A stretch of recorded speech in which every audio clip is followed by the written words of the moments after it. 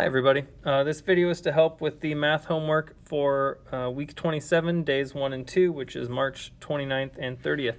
The kids are given 3 problems, problems 17, 18, and 19 on their page, which that means those problems are 3/5 plus 1/3, 3/10 plus 1/6, and 1/2 plus 4/9. For this little video here, I will demonstrate how to solve this problem.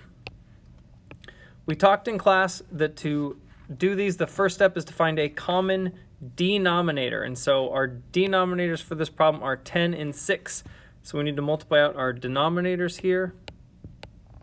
10 on one side, 6 on the other one. We simply do our multiples.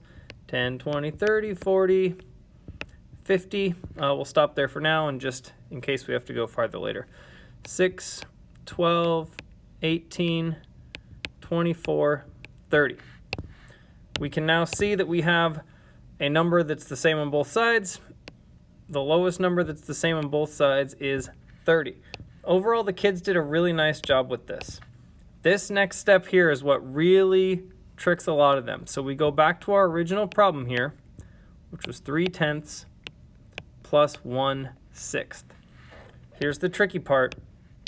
We have to multiply to get this common denominator of 30. To do that, we do not multiply by 30. We ask ourselves, what do we multiply to get to 30? 10 multiplied by 3 gets us to 30, so you have to multiply the numerator as well.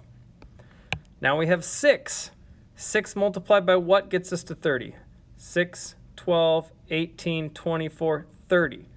That is 5 times. 6 times 5 is 30. We then have to multiply our numerator by the same thing. The next step is to rewrite these fractions.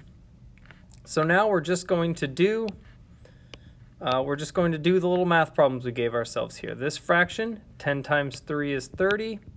3 times 3 is 9. 6 times 5 is 30. 1 times 5 is 5. We can now add these up, giving us 14/30. If your student knows how to find simplest form, that's great. They can go ahead and do that, but we haven't spent time talking about that in class yet, so 14/30 is a correct answer for now. If you have other questions, send me a message or make sure to ask me on Wednesday or Thursday. Thanks, team.